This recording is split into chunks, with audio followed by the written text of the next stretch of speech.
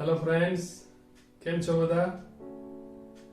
લગભગ 30 વર્ષથી હું વ્યાકરણ ગુજરાતી ભાષા ભણાવું છું અને અનેક વખત લોકોએ મને કહ્યું છે અને આ વ્યાકરણ એવી બાબત છે કે એ માત્ર ભણવામાં જ આવે, ધોરણ 9-10માં તો આવે જ છે, તમે જાણો છો, પણ એના સિવાય જાહેર પરીક્ષાઓ જેટલી પણ આવે છે એ બધામાં વ્યાકરણ આવે છે.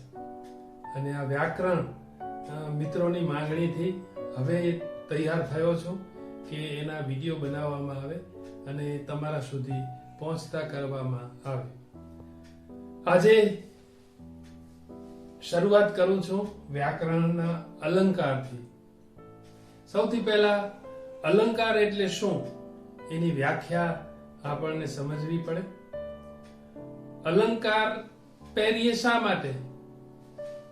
એ હાર હોય, એરિંગ્સ હોય, હાથમાં વીંટી હોય, ઘડિયાળ હોય, આ બધા અલંકારો છે. અલંકારથી શોભામાં વધારો થાય છે. એનો મતલબ એવો થયો કે ઘરેણા કે આભૂષણ કે દાગીના ધારણ કરવાથી શોભામાં અનેક ગણો વધારો થાય છે. એટલે જ તો સ્ત્રીઓ અલંકારને પ્રાથમિકતા આપે છે. હવે પુરુષો તો જે દાગીના ધારણ કરતા હોય તે, પણ આપણે વાત કરીએ ભાષાની. કવિઓ કે લેખકોને પણ એમ થયું કે ભાષામાં આ જો આભૂષણો કે અલંકારો આવે તો આપણું સર્જન કેવું દીપી ઉઠે, અને એટલા માટે ભાષામાં પણ અલંકારો દાખલ થયા.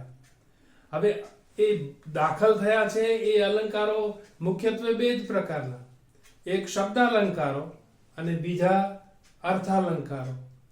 શબ્દાલંકારમાં માત્ર મહત્વનો શબ્દ જ, બાહ્ય સ્ટ્રક્ચર જ એનું મહત્વનું, અને અર્થાલંકારમાં અર્થ કરીને પછી અલંકાર ડિસાઈડ થાય કે આ કયો અલંકાર છે.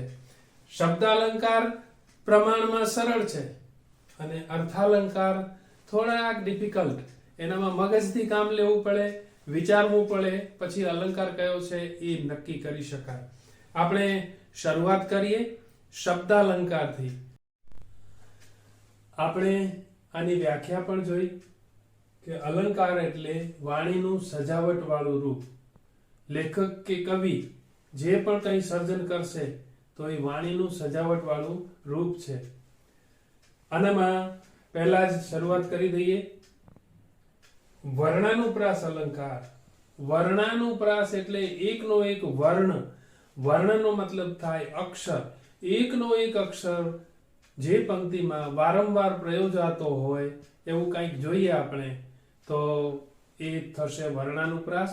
એને વર્ણ સગાઈ પણ કહે છે અને વર્ણ સાંકળી પણ કહે છે. એટલે આ ત્રણ નામ યાદ રાખજો. અલંકાર એ જ છે. પરીક્ષામાં ક્યાંક એવું પૂછે કે વર્ણ સગાઈ કે વર્ણ સાંકળી, તોય તમારે સમજવાનું વર્ણાનુપ્રાસ અલંકારની વાત ચાલે.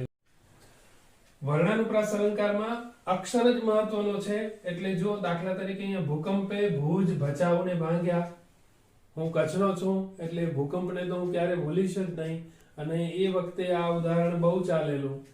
ભૂકંપે ભૂ, પછી ભુજનો ભૂ, અને પછી ભચાઉનો ભ, અને ભાંગ્યાનો ભ.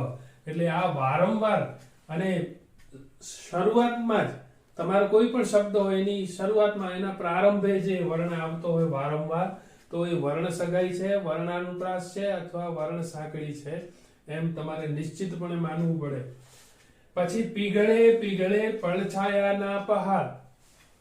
પ, અહીંયા પ, અહીંયા પ, અને અહીંયા પણ પ, ભલે અડધો છે પણ પ છે. પછી એક એક્ઝામ્પલ એવું છે, ક્યારેક એવું પણ બને છે કે પ્રારંભે ના આવતું હોય, પ્રારંભે એક જ વખત આવે. નહીં તો જનરલી નિયમ એવો છે કે બે અથવા બે થી વધુ વખત એ રિપીટ થતો હોય તો જ એને એ અલંકાર વર્ણાનુપ્રાસ આપણે માનીએ. પણ ક્યારેક રેર કેસમાં આવું થાય છે ને આવા એક્ઝામ્પલ્સ પૂછાય છે. લાસ્ટ યર એસએસસી બોર્ડમાં પણ પૂછાયેલો. શરતીમાં સ, અહીંયા જો નથી સ, અહીંયા છે, અને અહીંયા ઉ છે, તેમ છતાં આને વર્ણાનુપ્રાસ માનવામાં આવે છે અને બોર્ડે પણ એ સ્વીકાર્યું છે.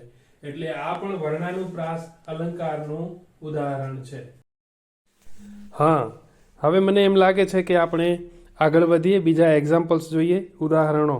ભજરે ભજતું ભૂતળમાં, આનામાં જુઓ ભ અક્ષર વારંવાર આવે છે. ભજરે ભજતું ભૂતળમાં વાઘને વળી વળાવ્યો કેવો, એનામાં વ અક્ષર આવે છે વારંવાર.